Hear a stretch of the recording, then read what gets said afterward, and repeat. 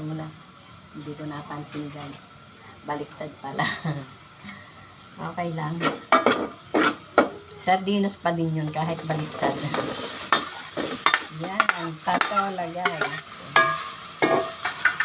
Patola. Yeah. Patola.